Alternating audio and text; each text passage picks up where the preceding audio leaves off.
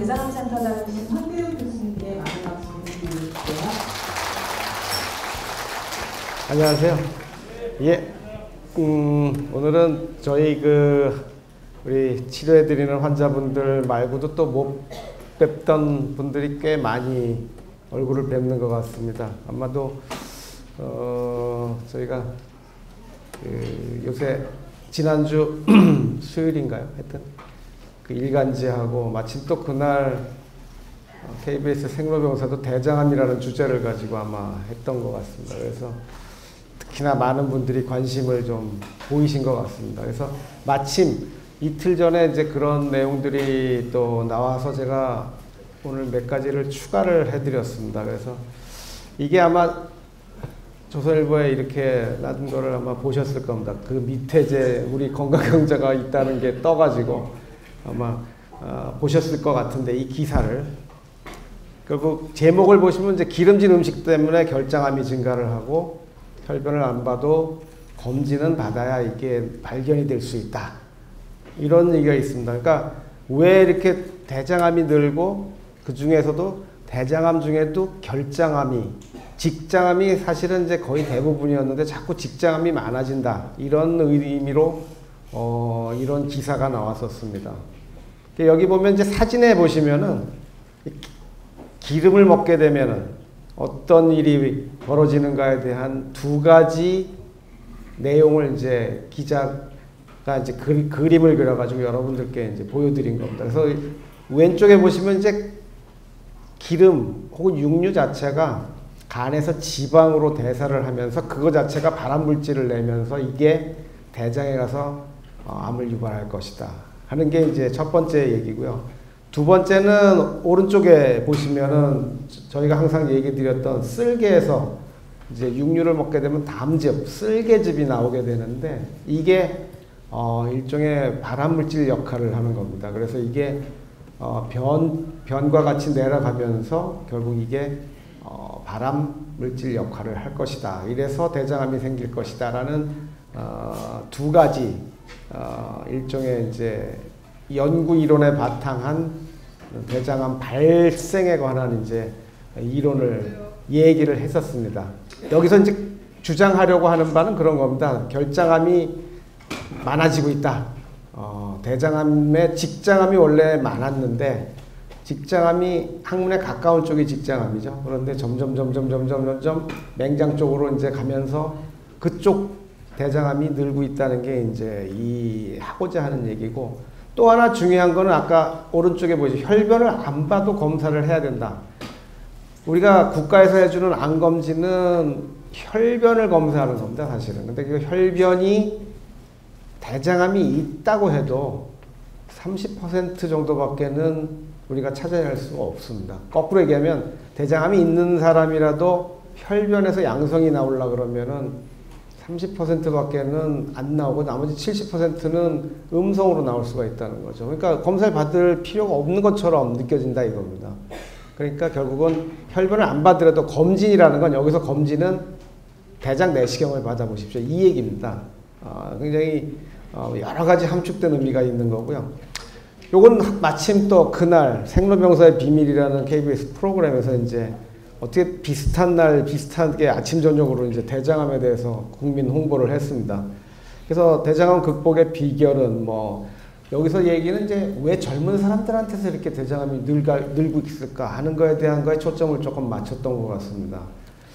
그래서 그 생로병사 비밀에 나온 사진들을 제가 이제 좀 캡처를 봤는데, 여러분들이 보시기에도 이 가운데 채소 빼놓고는 나머지는 다 기름진 음식들이죠. 여기는 스테이크, 피자, 햄버거 이렇습니다. 이런 것들은 이제 고지방이면서 고열량식이니까 대장암을 일으킬 가능성이 좀 더 높겠다 하는 얘기를 이 프로그램에서 이제 했었고요. 그래서 이제 어떤 환자분의 식단을 이렇게 사진을 찍었습니다. 그래서 이분이 이제 드시는 거에 대해서 이게 보시면은 여기 밥 빼고는 나머지 다 풀이죠. 거의 풀만 드시고 있습니다. 그래서 결국은 이런 음식을 갖고 이제 간단히 테스트를 해보니까 채식을 많이 할수록 장에 좋은 균들이 많이 생기더라 하는 걸 이제 이 프로그램에서 잠깐 간단한 실험으로 보여준 그런 프로그램이었습니다. 자, 이제 본론으로 들어가서 이 사진은 지난번에도 보여드렸습니다만 이 사진은 의미가 있습니다. 어떤 의미가 있냐면 이 대장의 구경, 크기를 상대적으로 표현한 교과서에 있는 그림입니다. 이게. 그러니까 결국 무슨 얘기냐면 이 S결장이나 하행결장 쪽은 굉장히 구경이 작죠. 좁습니다. 이쪽 맹장 쪽으로 갈수록 굉장히 구경이 넓습니다.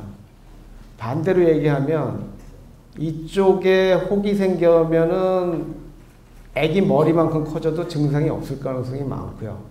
왜냐? 이쪽은 오른쪽 맹장 있는 쪽에는 음식이 들어와도 물처럼 이제 변이 묽거든요. 그러니까 잘 빠져나갑니다. 어쨌든.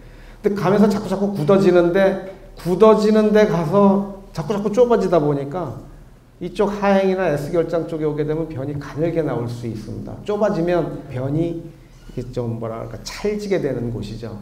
그러니까 이제 가늘 수 있는 쪽이 됩니다. 그러다가 직장에 오면 이제 넓어지게 되고요.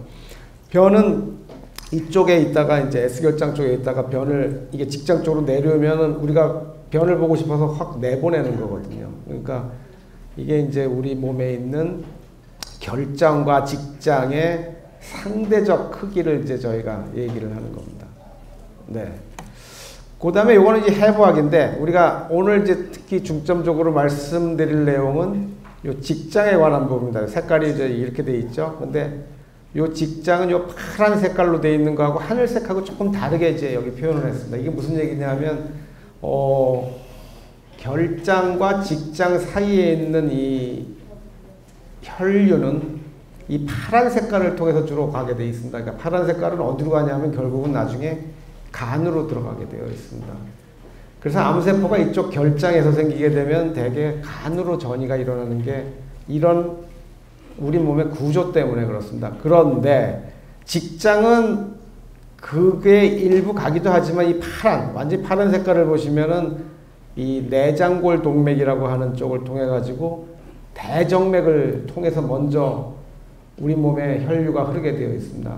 대정맥을 통해서 그 다음에 어디로 가냐면 심장으로 갔다가 폐로 가게 되죠. 그러니까 직장에 있는 혈류는 사실은 폐를 먼저 통과하게 되어 있습니다. 그런 의미에서 직장에서 생긴 암은 대부분은 대장암은 간에서 많이 전이가 일어나지만 직장암은 해부학적인 문제 때문에 이제 폐 쪽에 전이가 조금 더 많이 일어난다 이렇게 알려져 있습니다. 이게 우리 몸의 이제 해부학적 구조 때문에 그렇습니다. 자, 이제는 옆에서 우리가 몸을 옆에서 잘라놓은 사진을 잠깐 보여드리겠습니다. 여성의 직장 모양입니다. 여기 보면은 이게 이제 인터넷에 있는 그 사진을 제가 이제 좀 변형을 시킨 건데 여기가 항문이고 여기가 직장입니다. 여기가 이제 항문이고 여러분들이 보시면 꼬리뼈가 있고요. 꼬리뼈 바로 앞쪽에 직장이 놓여 있습니다. 그리고 그 앞에 이게 산도라 그러죠. 애기 나오는 길입니다. 애기 나오는 길이 녹색이고 그 위에 자궁이 있습니다. 그리고 그 앞에 이제 방광이 있게 되는 거죠. 그러니까 여자들은 방광, 자궁, 직장 이런 순서로 이제 우리 몸에서 위치를 하게 됩니다. 그러니까 이제 MRI 사진을 보면은 이런 사진을 많이 보셨을 거예요. 직장 MRI 사진을 보면은 요런 모양의 흑백 사진을 보는 게 바로 직장 MRI입니다. 자, 우리가 직장 수지 검사라고 하는 건 이제 간단히 이렇게 보여드리는 건데 이건 남성의 이제 해부학적인 모습입니다. 그래서 남성은 여기 여자의 그 자궁 대신에 그냥 방광하고 전립선 이 사이에 있는 게 없죠. 그러니까 남자는 상당히 단순한 구조입니다. 어찌 보면. 그래서 우리가 전립선을 만질 때도 이렇게 항문 수지 검사를 하면 여기 이제 전립선을 만질 수가 있고 여기 항문의 직장혹 같은 거를 우리가 만질 수가 있는 거죠.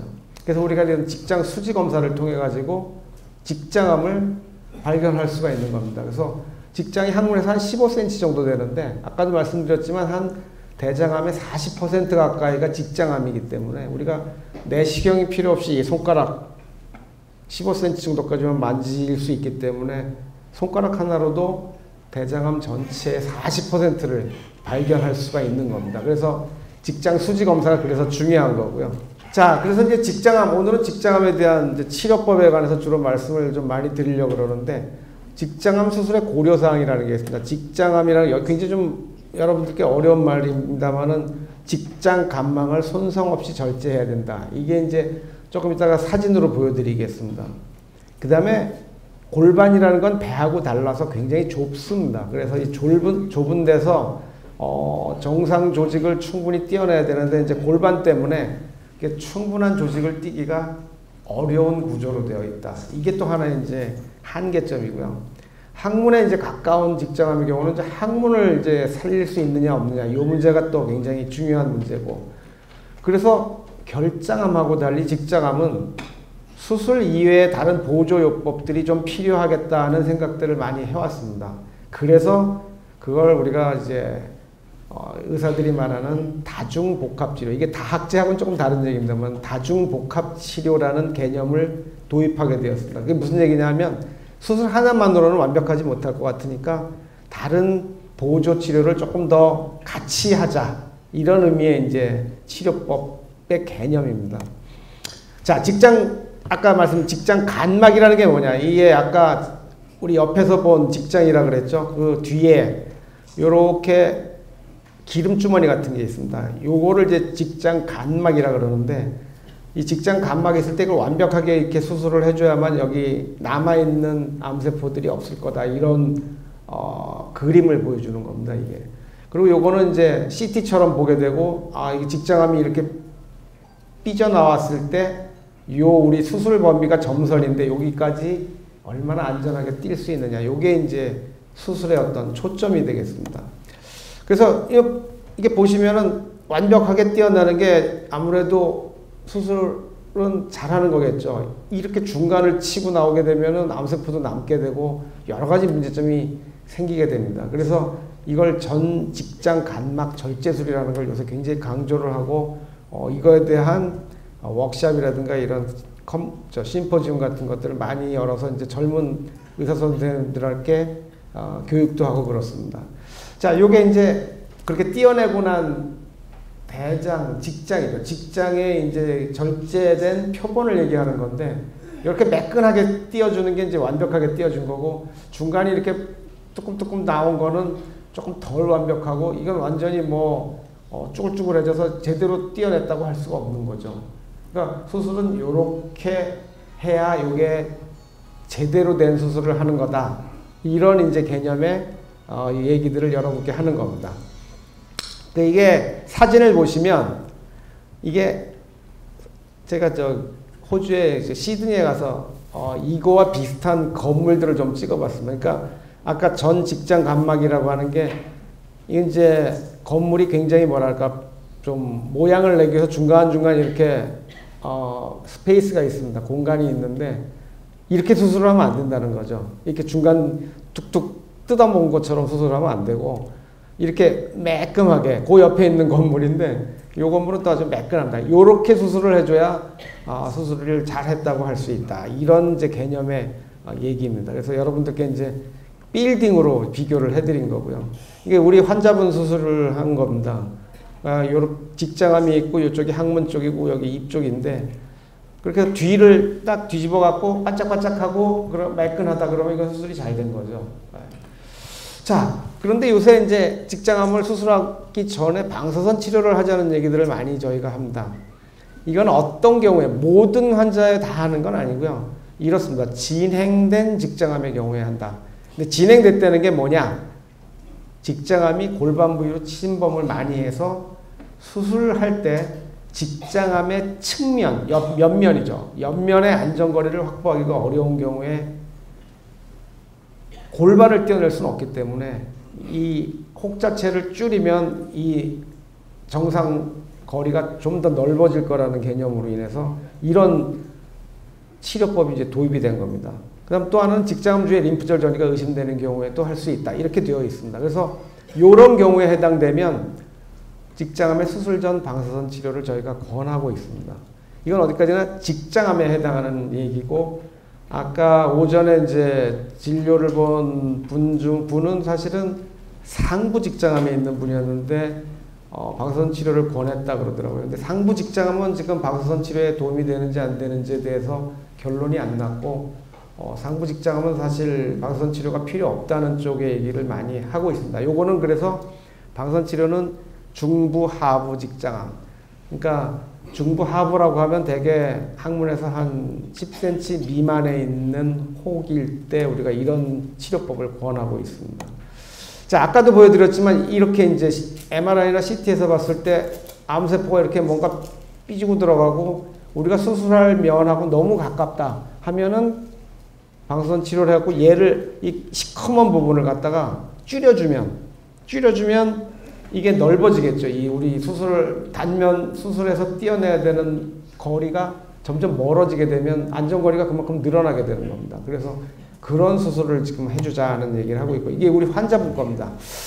오늘은 여기 안 오신 걸로 제가 아는데, 이게 보면은 지금 직장 MR에서 이렇게 삐죽 튀어나왔죠. 우리가 수술해야 될 범위가 요 까만 선까지인데 굉장히 가깝습니다. 그러니까 이분은 사실은 수술하게 되면은 안전거리 확보라는 게 안 되기 때문에 국소 재발할 가능성이 높아지는 겁니다. 그래서 이분은 수술 전 방사선 치료를 시행을 했습니다. 50대 분인 여자분인데, 자, 이렇게 방사선 치료를 충분히 했어요. 그랬더니 내시경을 처음에 이렇게 봤더니 굉장히 심했던 혹이 방사선 치료 6주를 받고 6주를 쉬었습니다. 그랬더니 이렇게 말끔해졌어요. 그리고 조금 더 기다려보자 그랬더니 역시 만져봐도 혹이 없습니다. 이분은 혹이 없었어요. 그래서 계속 좀 더 기다려 보십시다. 한 4개월 이상 기다렸습니다. 근데 문제는 수술 전에 그 왼쪽 사타구니에 있던 임파선이 방사선 치료하고는 조금 사그라든 것처럼 보였다가 한 넉 달 지났더니 다시 사타구니 림프절이 커졌습니다. 그래서 이건 조직 검사를 했습니다. 조직 검사를 하고 봤는데 역시 직장은 매끔해요. 직장에는 혹이 하나도 없는데, 요건 조직 검사를 했더니 이제 전이성 림프절로 나왔습니다. 그래서 사타구니 림프절까지 가는 거는 이제 전신전이에 해당하기 때문에 우리가 지금 표적치료제하고 항암 치료를 시작을 했습니다. 그래서 이런 특수한 경우들이 있다는 걸 몇 가지 보여드리겠습니다. 이분은 50대 남자고 직장암 역시 이렇게 크게 보이는 항문에 가까운 혹이었습니다. 방사선 치료했더니 거의 다 사라진 것처럼 보였어요. 하지만 만져보면 뭐가 살짝 남아있는 듯한 그런 느낌이었습니다. 역시 뭐 MRI 찍어보면은 수술 전에는, 그러니까 방사선 치료 전에 이렇게 두껍게 보이던 부분이 정상장하고 똑같이 보입니다. 그러니까 굉장히 방사선의 효과가 좋았던 경우죠. 거의 다 없어졌으니까. 역시 마찬가지 사진이고. 그런데 문제는 이분은 이제 수술을 권했는데 수술을 안 받겠다 그랬습니다. 남아있는 게 있을지 모르니까 이건 하셔야 되는데 했는데, 나는 항문 그런 거 때문에라도 절대 못 받습니다. 그래갖고 조금 본인이 수술을 꺼려 하셨습니다. 그래서 결국 한 1년쯤 지나서 다시 오셨는데 결국은 다시 그 자리에서 자라나기 시작을 했습니다. 그래서 결국은 다시 우리가 이제 수술을 했던 그런 경우입니다. 요분은 좀 특수한 경우예요. 전에도 말씀을 드렸지만 처음에 우리한테 오실 때 48세셨는데 절제가 불가능한, 그러니까 직장암이 좀 놀아야 이게 수술이 되는데 놀지 않는 케이스였습니다. 그래서 방사선 치료를 했는데 거의 다 없어져 버렸어요. 근데 그 당시 48세고 항문을 없애자 그러니까 이분은 나는 수술 안 할래요. 그리고 기다렸습니다. 그런데 한 1년 6개월 뒤에 직장은 멀쩡한데 폐 쪽에서 점이 하나 보이기 시작을 하는 거예요. 그래서 이거를 조직검사 겸 치료 수술로 떼어냈습니다. 그랬더니 직장암의 폐 전이로 나왔습니다. 그래서 항암제 치료도 받고, 근데 역시 직장은 수술을 안 받겠다고 버티고. 자, 여기 처음에 방사선 치료하고 나서 10개월 뒤에 사진입니다. 여기 흔적만 보입니다. 이분은 수술 전 사진이 이제 없어가지고 요거 방사선 치료 전 사진이 없어서 방사선 치료 후 사진만 보여드리는 건데 뭐 거의 흔적만 남았습니다. 그때 폐전이가 이렇게 하나 생겼어요.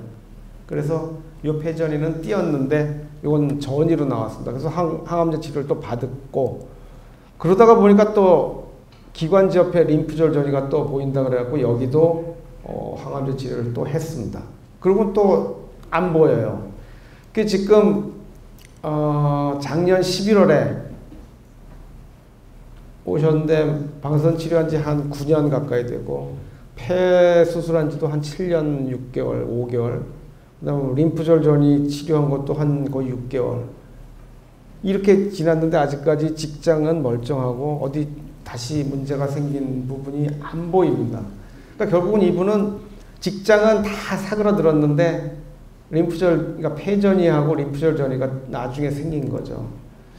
그래서 그때도 말씀드렸지만 이런 경우가 왜 생길까를 궁금해했는데 마침 이제 제가 잘 알던 그 미모리얼 슬론 캐터링의 이제 닥터 패티라는 양반이 2015년 봄에 미국 임상암학회에서 이런 발표를 합니다. 어떤 환자들, 이렇게 없어진 환자들 중에 적어도 4분의 3은 수술을 할 필요가 없더라.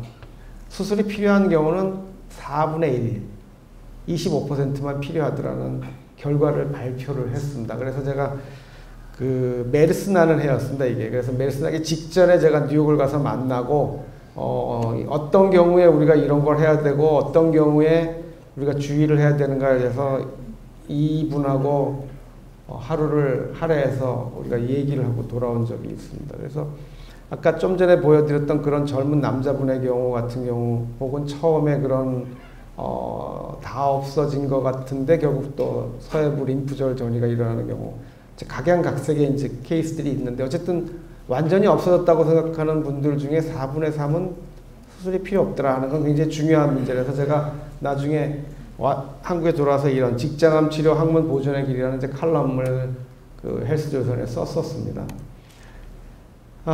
요분은 오늘 아드님이 그냥 오늘 오시긴 했는데 이제 이분도 제 칼럼을 보고 이제 이게 다 없어지면 우리 아버님 수술할 필요가 없다고 생각을 해갖고 지방의 모 대학병원에서 방사선 치료를 받고 저한테 왔습니다. 그런데 그리고 이제 수술 직전에 일정을 잡고 검사를 했더니 내시경 사진에서 이렇게 남아 있는 게 보입니다. 혹이 요거는 남아 있는 거거든요. 그러니까 수술을 권했습니다. 그런데 이제 아드님이 제 칼럼을 보고 10주까지 기다려 보겠다 라고 했습니다만은 사실은 6주가 지나서도 이렇게까지 보인다면은 이거는 남아 있는 거고 제가 수술을 받는 게 이거는 정답이다라고 말씀을 드렸습니다. 6주에 이렇게 안 보이고 완전히 흔적밖에 안 보이는 정도라면 10주까지 기다려 볼 수가 있지만 이런 경우라면은 이건 수술을 받는 게 맞습니다. 왜냐하면 이건 100% 남아있기 때문에 그렇습니다. 그래서 요분은, 근데 다행히 학문에서 이제 거리가 많이 떨어져가지고 많이 줄어들면서 거리가 멀어졌습니다. 그래서 학문을 살릴 수 있고, 그래서 지금 이제 한 2주 뒤에 저희가 수술을 해드리기로 결정을 오늘 했었습니다. 자, 그 다음에는 대장암과 절제 불가능한 간전이가 같이 있는 경우가 굉장히 어렵습니다. 여러 가지 케이스들이 있는데 그 중에 이제 전에 보여드렸던 케이스를 말씀을 드리겠습니다. 왜냐하면 이분이 또 그 사이에 오셨기 때문에 S결장암으로 2011년에 이런 진단을 받았는데 문제는 간의 가운데 아주 크게 들어앉은 전이가 있었습니다. 그래서 이거는 간을 다 바꿔치기 하기 전에는 해결이 안 돼서 일단은 MRI 사진도 이렇고 PET 사진도 이래서 일단 S결장암 수술을 했습니다. 그 다음에 항암 치료를 약 24회를 했습니다. 24회면은 거의 1년을 받은 건데 1년 받고 많이 줄어들었습니다. 그래서 우리 간하는 장성환 교수님하고 상의를 해서 요거는 수술을 하는 게 좋겠다 그래서 바로 간의 한 4분의 3을 저희가 제거를 했습니다. 근데 사실 암의 크기는 요 정도였죠. 근데 위치가 고약하니까 이제 간을 많이 띌 수밖에 없었습니다.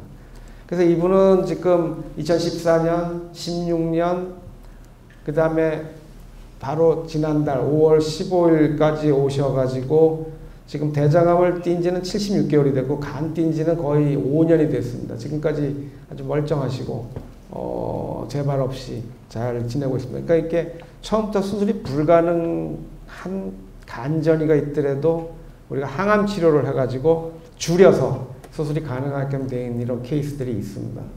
그래서 대장암 생존율은 뭐 요새 막 많이 나온다만 이제 2기 같으면 거의 90%가 넘고 3기도 뭐 7, 80%를 상회합니다. 4기는 5% 이하긴 하지만 수술이 되면 45%, 즉 2명에 1명은 완치가 되는 또 그런 독특한 암이 바로 대장암입니다. 대장암은 이렇게 이제 근육층까지 가지 않으면 1기라 그러고 근육층을 넘어가면 2기, 근육층을 넘어갔는데 그 주위에 림프절까지 가면 3기 이렇게 보통 우리가 얘기를 합니다. 그럼 대장암의 주치료는 어차피 굉장히 중요한 게 수술입니다. 수술로 충분히 떼어내주면 그게 거의 치료의 대부분을 차지하고요. 그 수술은 어떻게 되냐면 정상 조직의 여유를 충분히 갖고 그 주위에 림프절을 같이 제거하는 게 굉장히 중요한 치료법입니다. 전이의 경우에 있어서도 전이암하고 똑같이 그 옆에 있는 정상 조직을 충분히 떼어주는 게 재발을 막는 그 원칙으로 되어 있습니다. 그래서 우측 대장암 환자분인데 여러분이 보시면 여기 혹이 있죠. 이 노릿노릿한 게 이제 장간막이라고 하는 겁니다. 여기가 이제 림프절이 숨어 있는 데죠. 그래서 림프절을 이제 우리가 이렇게 보면은 그러니까 이게 해부학적 그냥 사진으로 보면 우리가 수술을 예를 들어 여기 우측 대장암이 있다 그러면 이렇게 수술을 하게 되면 여기 혈관 기시부까지 가게 됩니다. 그래서 이 혈관 이쪽 안에 있는 림프절은 다 제거가 되거든요. 이렇게 되면. 그러니까 이 장만 딱 띄는 게 아니고 장에 붙어 있는 이 기름 주머니에 있는 혈관과 림프절을 같이 띄어야만 되는 겁니다. 근데 실제로 수술할 때 보면은 저렇게 보이는 게 아니라 이렇게 보입니다. 그러니까 이런 기름 주머니 같은 게 보이고 이건 약간 옆으로 비틀어놔서 그렇긴 한데 약간 우리가 수술한다 그러면 이 노란 부분을 같이 제거를 해야 되는 거죠. 자, 그 다음에 이제 항암 치료나 뭐 기타 보조 치료에 관한 문제입니다. 그래서 이 보조 치료라는 거는 이제 말 그대로 1차 종양, 대장암 혹은 전이 등 암을 모두 제거한 뒤에 우리 몸에 암이 없다고 판단될 때 재발을 막기 위해서 하는 치료를 보조 치료라고 얘기를 합니다.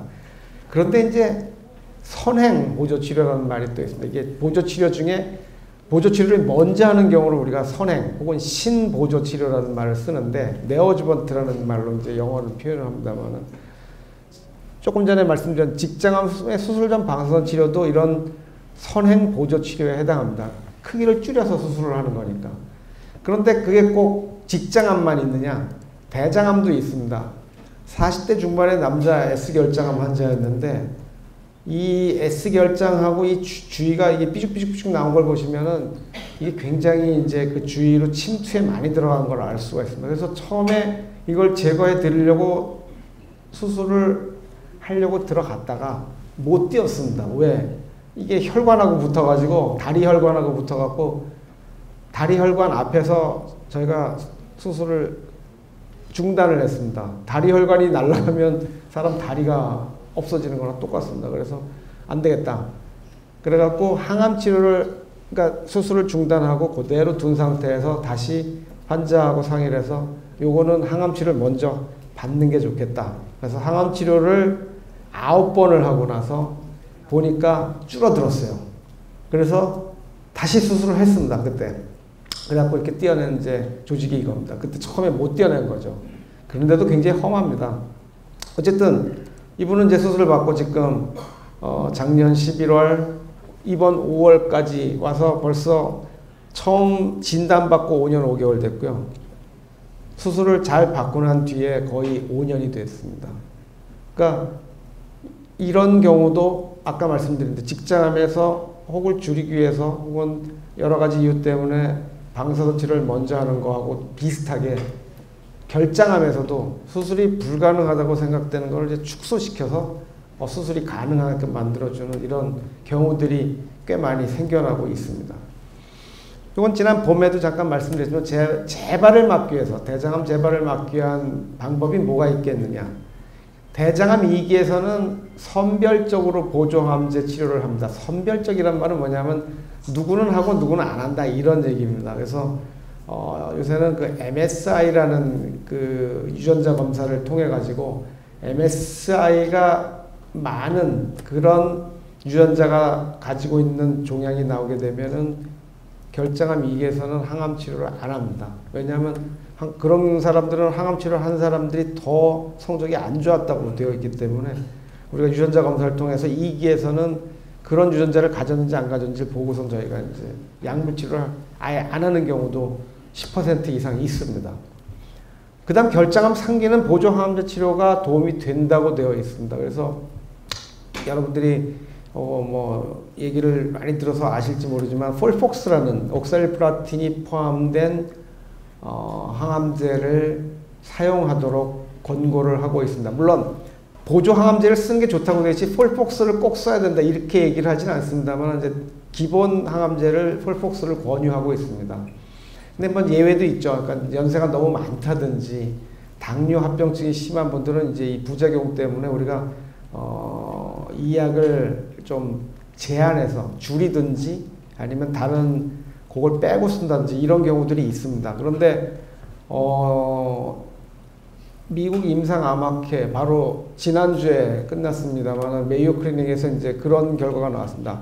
이게 12번을 받아야 되는데 하도 부작용이 심하니까 6번만 받는 거하고 비교를 한 그런 데이터를 메이오 클리닉에서 발표를 했습니다. 그래서 지금 그분들이 발표한 거는 6개월 그러니까 받는 거나 3개월 받는 거나 오히려 독성은 줄이고 그 어떤 그 무병 생존율이라 그러는데 무병 생존율에는 차이가 없었다. 그래서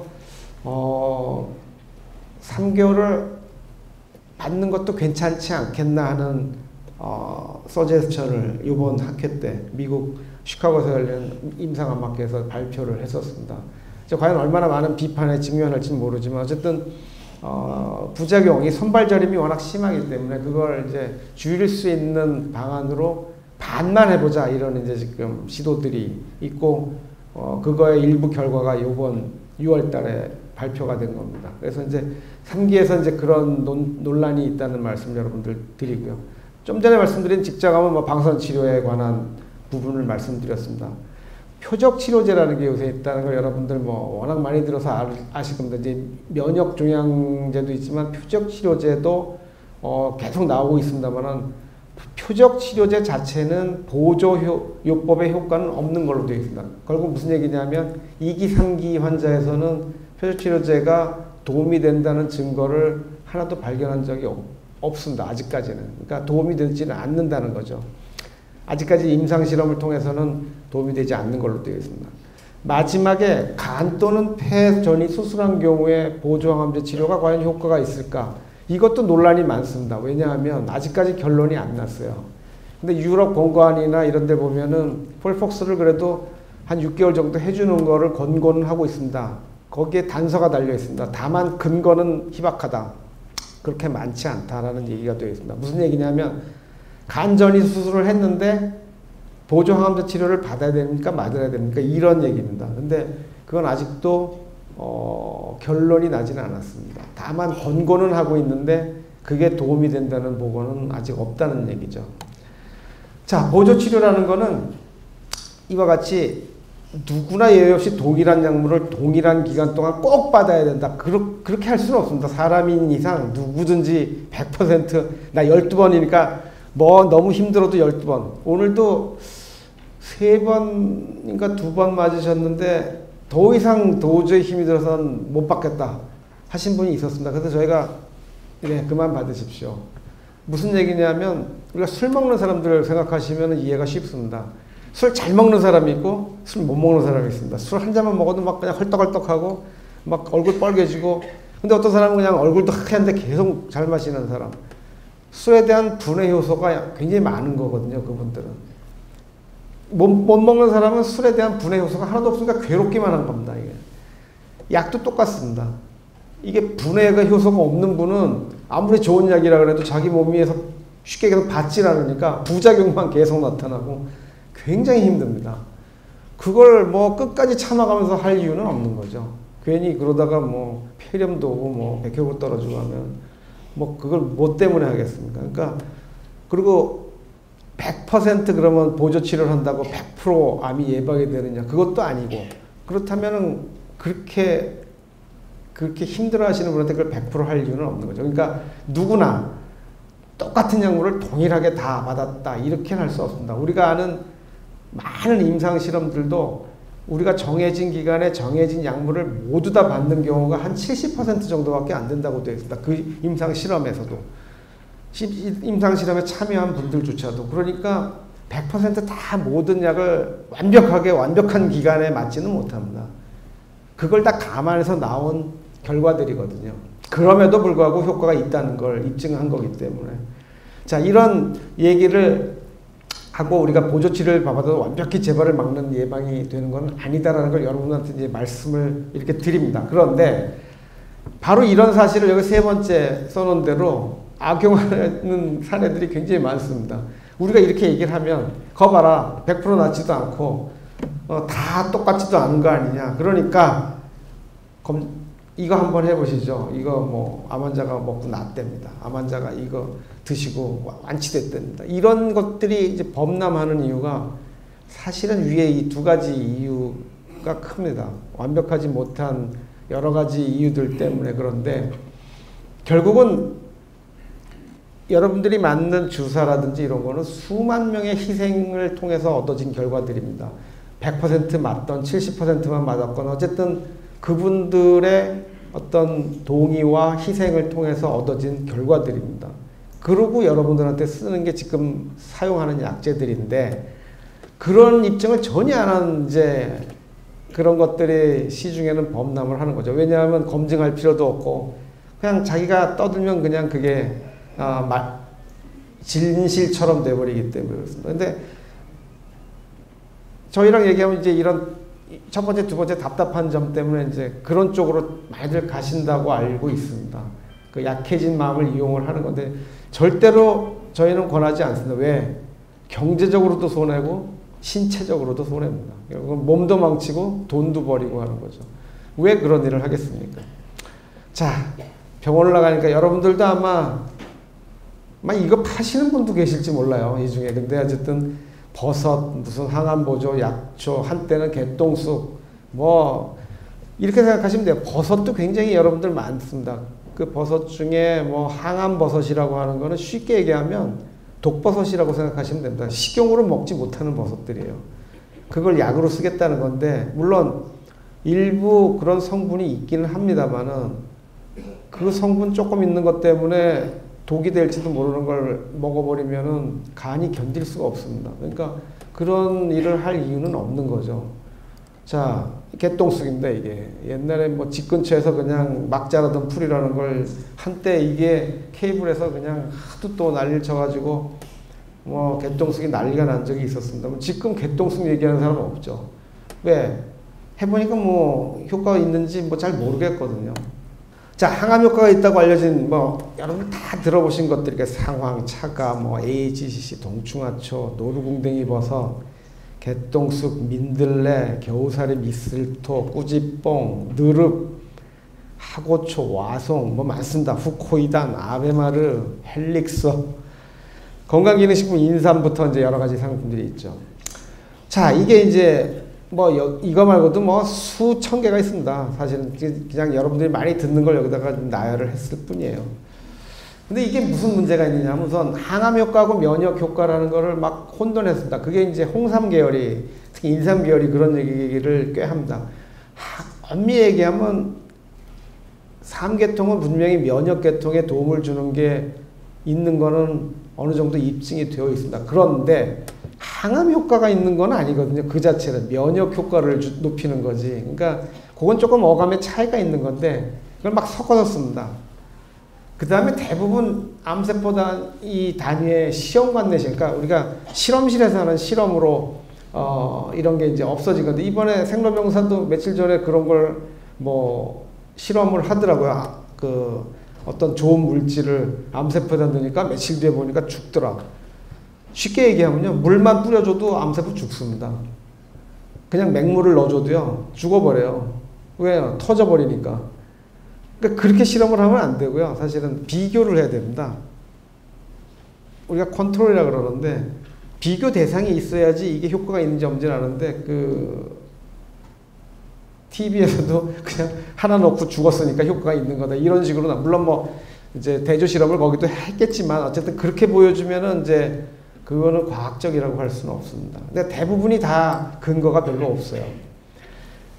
요거는 먼저 오래된 얘기입니다. 97년도에 혈관형성 억제제라는 거에 교훈이 있습니다. 그게 제가 기억해 98년도 5월인데 제가 미국에 있을 때입니다. 그때 장기 연수를 갔었는데 미국도 난리가 났었습니다. 이제 암이 완치가 됐다. 왜? 혈관형성 억제제라는 게 발견이 됐는데 이걸로 인해서 이제 암을 완전히 치료할 수 있게 됐다. 이런 이제 기사가 뉴욕 타임즈에 아주 크게 나섰습니다. 하버드에 있는 이제 의사가 소아외과 선생님인데 평생 혈관 형성에만 가는 연구를 하다가 혈관 형성을 억제하는 물질을 발견을 했어요. 그게 엔지오스타틴, 엔도스타틴이라고 하는 유명한 약제입니다. 야, 이제는 암은 이제 정복이 됐다. 근데 그 다음날 기사에 뭐라고 났냐면 자기 친구가 자기한테 전화를 했다 그랬습니다. 그 전립선암 말기인데 나 그 약 좀 다오. 친구 보고 그랬습니다.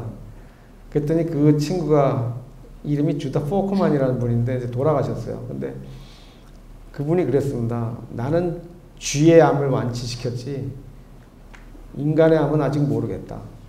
쥐 실험에서 완치가 된 걸 입증을 한 거였거든요. 그래서 어쨌든 이건 획기적인 거다. 앞으로 이 약은 뭔가 나올 거다.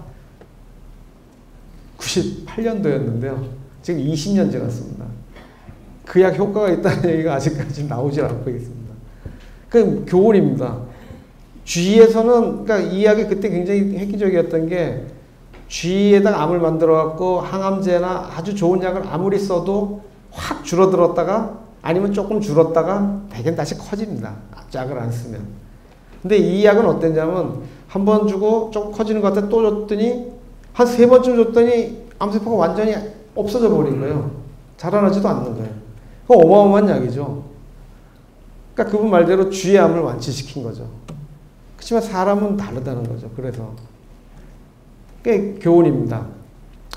그 다음에 대부분의 약제들이 처리를 안 하기 때문에 한의사 선생님들은 이제 뭐 약 처리를 해서 데린다 이런 표현들을 하시는데 그런 처리를 하는 게 독성을 결국 없애는 건데 그냥 막 드시면 독성이 그냥 다 몸에 다 들어가 버리는 겁니다. 그러니까 간이 견딜 수가 없는 거죠.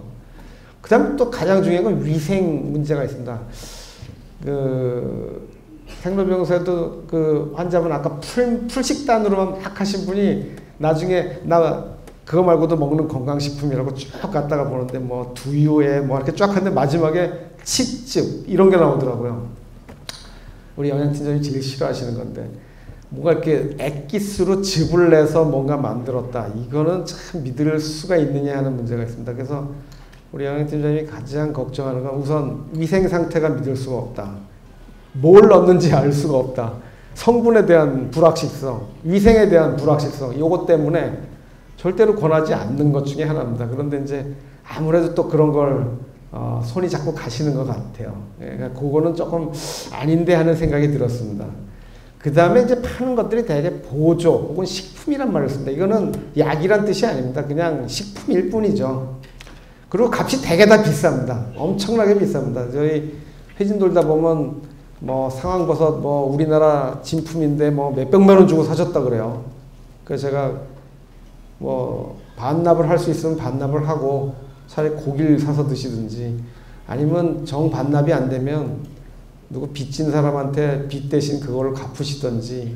근데 뭐 그거 몸에는 안 좋을 텐데 이런 얘기를 하면서 그냥 우스개로 넘깁니다만 뭐 전혀 도움이 되는 얘기들이 아닙니다. 그러니까 그런 비싼 거에 왜 돈과 몸을 버릴까 하는 생각이 듭니다만 어쩔 수가 없죠. 여러분들이 이제 아까 말씀드린 대로 임상의학이라는 거에 이제 서양의학의 이제 그 약점들은 다 노출시켜서 지금 말씀을 드리다 보니까 이게 100% 예방이 안 된다는데 이걸 내가 이거에만 의존할 수 있나 이런 생각들 때문에 이제 그렇게 되는 걸 알고 있습니다.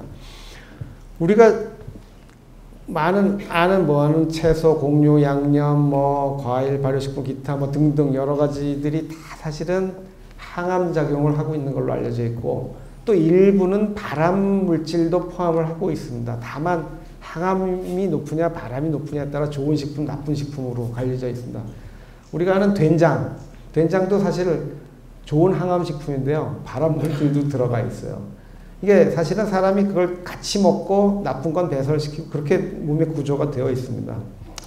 특히 뭐 여기 마늘, 우리 영양팀 와 계시긴 하지만 마늘이 만약에 이렇게 요새처럼 인삼처럼 재배하기가 어려웠었다 그러면은 뭐 엄청 비쌀 거다. 근데 사람들이 흔하니까 이게 뭐 싸고 그냥 별거 아닌 것처럼 생각하니 이게 굉장히 좋은 비타민 덩어리거든요.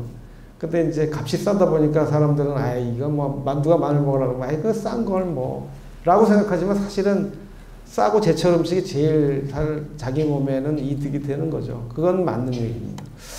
자, 유기농 식품도 뭐 여러분들한테 늘 말씀드린 유기농은 항암하시는 분들 특히 면역이 떨어지신 분들한테 유기농은 아주 안 좋은 최악의 음식입니다. 왜?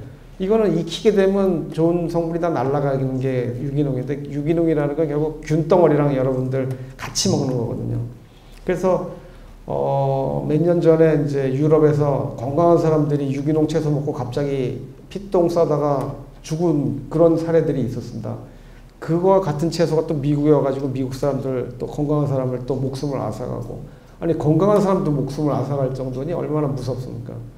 유기농 채소라는 거는 결국 균덩어리라는 얘기거든요. 그러니까 화학 약품들을 안 썼다는 의미에서 굉장히 좋은 거지. 그 외에는 사실 좋은 게 영양소인데 영양소는 다 익혀 먹어야 된다 그러면 아무 의미가 없습니다. 그래서 여러분들 생각하시기에는 이게 좋은 것 같지만 특히 항암, 면역 약하신 분들한테 유기농을 드시면 곤란합니다. 이거는 그렇게 하시면 안 되고요. 오히려 농약 친 채소가 안전합니다. 여러분들한테는. 건강한 사람은 얘기가 다른데 건강한 사람도 문제가 생겼던 거기 때문에 이거는 유기농 식품은 여러분들 굉장히 조심할 필요가 있습니다. 아까 말씀드린 칡즙 이분은 드신다 해서 그걸 이 식단은 좋은데 갑자기 또 칡즙이 나오니까 역시 뭐 뭔가 좀 또 유혹이 있었구나 하는 생각이 듭니다.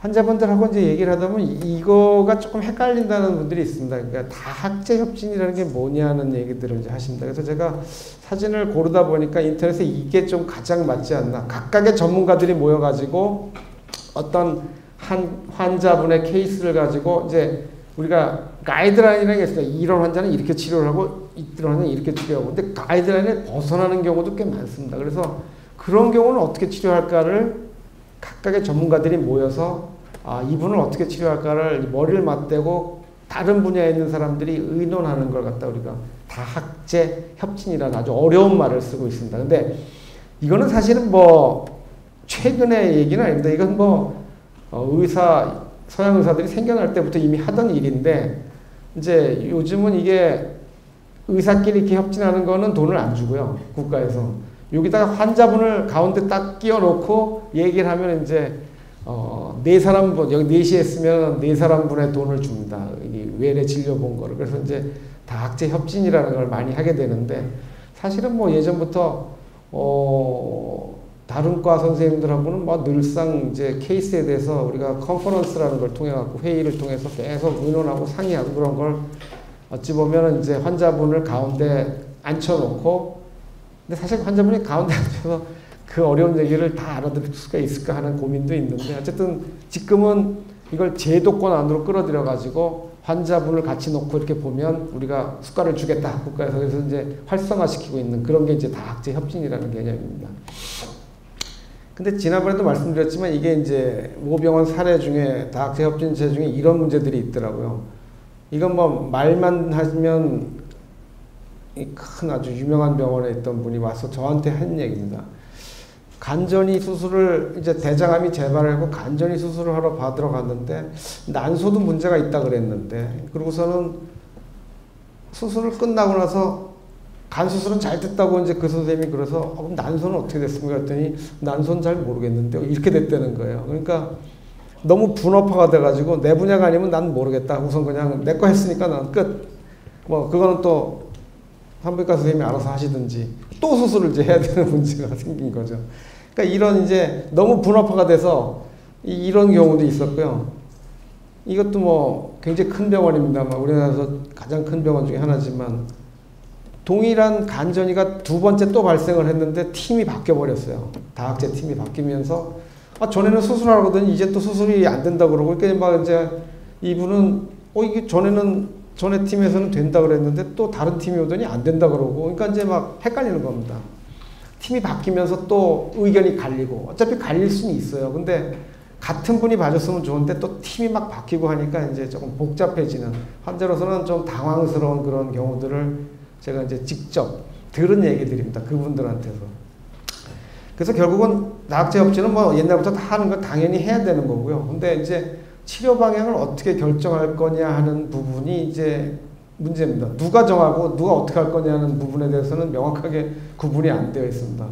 나쁘게 얘기하면 목소리 큰 사람이 이기는 거 아니냐, 이제 그런 우려도 있고, 실력이 다 비슷하냐, 이것도 참 문제가 있고, 그러니까 그런 다학제 협진에 대한 어떤 문제점도 사실은 아주 없다고 할 수는 없는데, 어쨌든 상의한다는 점에서는 굉장히 좋은 체계고 당연히 옛날부터 해왔던 체계입니다. 그래서 우리도 이제 그런 체계가 물론 뭐 그냥 수시로 저희는 하고 있습니다만은 수술 시에도 언제든지 내려와서 협진을 가능하도록 저희가 만들어 놨습니다. 그리고 우리가 센터를 여기다 만들어 놓은 이유는 그런 여러 가지 문제들을 저희가 통합적으로 한 곳에서 이제 조절을 해드리기 위해서 만든 겁니다.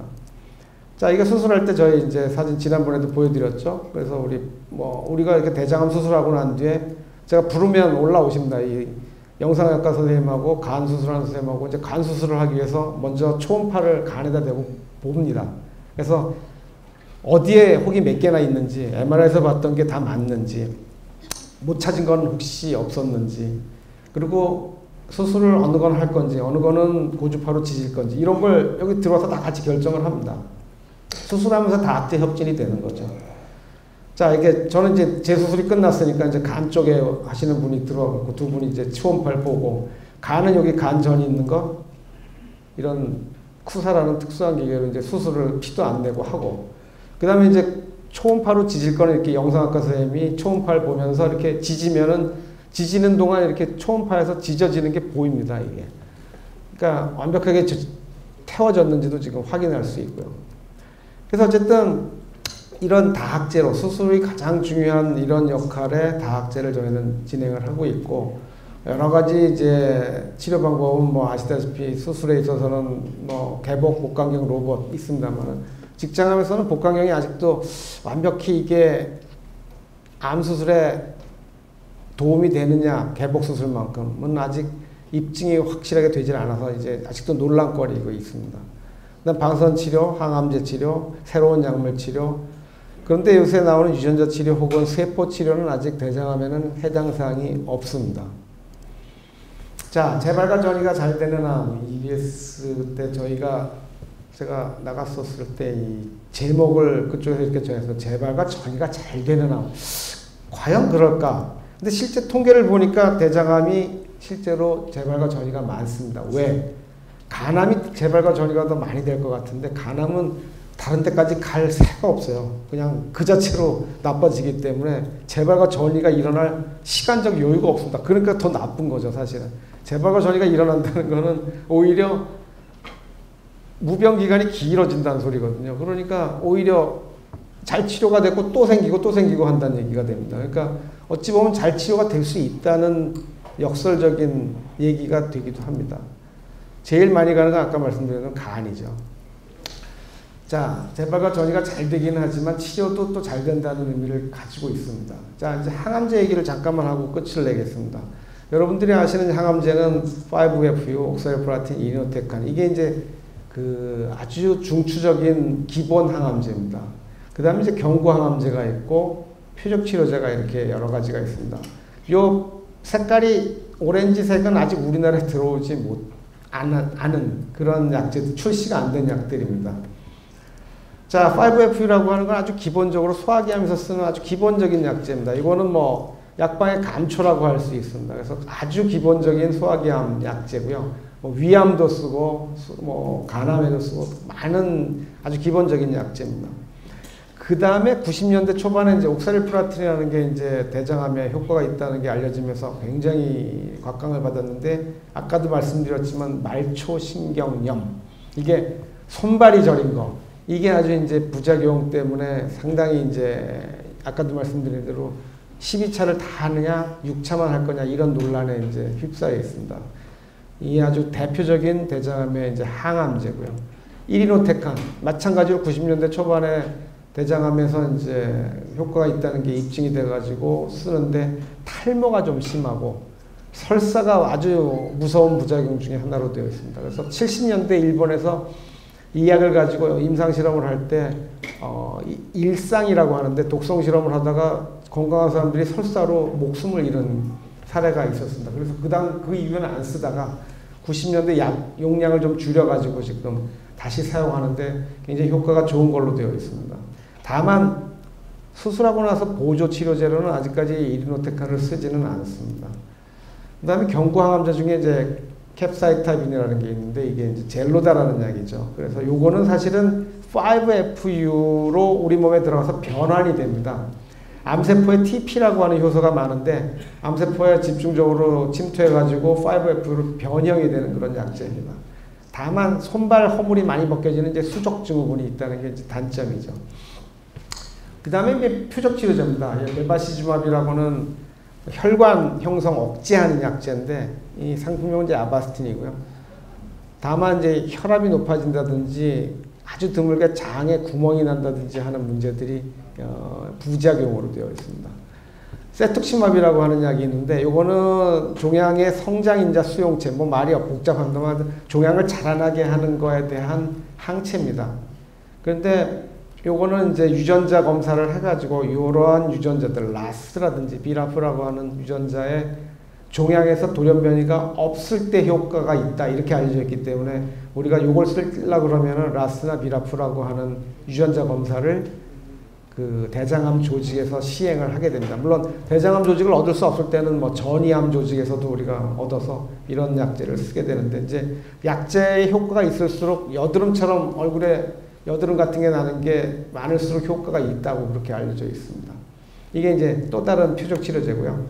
어플리버셉트라고 하는 이제 이것도 표적 치료제 중에 하나입니다만 요거는 이것도 뭐 마찬가지로 그 뭐랄까 혈관 형성 억제제인데 요 약은 올해 이제 들어오진 않았는데 보험에서 지금 카바를 해주려고 하고 있습니다. 우리나라 12월 달쯤은 들어오지 않을까 지금 예상을 하고 있습니다. 그 다음 먹는 약 중에 레보라페닙이라고 스티바가라고 하는 이것도 먹는 약의 혈관 형성 억제제입니다. 요거는 이제 우리나라 지금 들어와서 사용하고 있는데 값이 굉장히 아직까지 보험 적용이 안 돼서 굉장히 비쌉니다. 그래서 한 달에 한 900만 원 정도 약값을 지금 지불해야 되는 걸로 되어 있습니다. 라무시루압이라고 하는 또 이것도 역시 이제 혈관 형성 억제제인데 요것도 이제 곧 우리나라에 들어오고 1차 약제가 아니고 2차 약제입니다. 그래서 폴필이라고 변형해갖고 우리가 사용할 수 있는 약제인데 아직 들어오지는 않았습니다. 자, 약제 발전이 돼갖고 점점 이제 수명이 늘어나게 되어 있는데 이 약제들 중에 요즘 이런 얘기, 우측 대장암하고 좌측 대장암은 좀 다른 거 아니냐, 약의 반응이. 그래서 우측 대장암에서는 라스 유전자가 변형이 없더라도 얼비특수가보다는 아바스틴이 더 효과가 있더라. 이런 얘기들이 나오고 있고, 면역 종양 약제 중에 이제 그 지금 방광암이라든지 흑색종에 쓰는 약제들 중에 일부가 특정 DNA 복구를 갖다가 복구해주는 유전자의 그 변이가 있는 그런 대장암에서는 효과가 있더라는 얘기들이 나오고 있습니다. 그래서 우측 대장과 좌측 대장은 태생적으로 사실은 틀립니다. 왜냐하면 횡행결장의 한 3분의 2쯤 되는 여기서 우리가 엄마 뱃속에서 이 두 개가 사실은 구분이 되어 있는 상태입니다. 그걸 다시 태생기로 보면 이제 엄마 뱃속에 있을 때 이렇게 요 중간 장이라고 하는 미드겉하고 이 후장이라고 하는 하인드겉하고 이 경계가 바로 횡행결장이 되기 때문에 그렇습니다. 이게 다시 보면은 이렇게 엄마 뱃속에서는 일자로 있다가 이게 여러 번 회전을 하면서 우리 지금 모양처럼 소장과 대장으로 이루어지게 되는데 중간장이 여기가 경계가 되고 요 횡행결장 뒷부분부터는 후장이 됩니다. 그래서 태생적으로 다르기 때문에 그런 거 아니냐 하는 얘기를 하고 있습니다. 근데 역시 이제 그런 얘기고요. 이렇게 색깔로 구분을 해보면 이제 우측장하고 좌측장이 다를 거다라는 건 이제 경계가 이쯤 된다 이겁니다.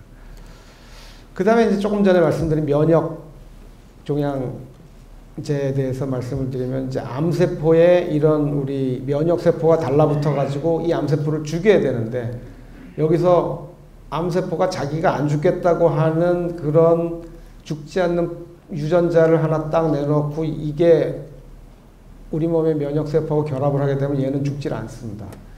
그러니까 이걸 파괴시키면 죽지 않겠나. 그래서 요거에 달라붙는 약제들을 만든 게 이제 면역 종양제라고 하는 약제들입니다. 그중에 이제 대표적인 게 펜브롤리주맙이라고 하는 약인데 이제 키투르다라고 상품명으로 나온 흑색종에 쓰는 약제입니다. 그래서 요거를 주사제인데 10mg씩 2주마다씩 줬더니 아까 그런 특수한 대장암의 경우에 있어서는 대장암 반응이 90% 이상이 나왔습니다. 그러니까 상당히 많은 반응을 보이는 거죠. 그래서 이런 약제들도 이제 앞으로 대장암에 쓸 수 있을 거라는 지금 이제 희망을 갖게 됩니다. 그래서 오늘 여러분들한테 직장암에 관한 특별한 치료법, 그 다음 항암제에 관한 부분, 그 다음에 음식 문제라든지 아까 말씀드린 대로 여러 가지 새로운 치료법들, 수술하고 항암제 치료에 대한 그런 부분을 간략하게 일부의 사례를 들어서 여러분들한테 말씀을 드렸습니다. 그래서 여러분들 앞으로 치료받는데 많은 도움이 되시기를 바라고 또 여러분들 다 건강하시기를 바랍니다. 감사합니다. 경청해 주셔서.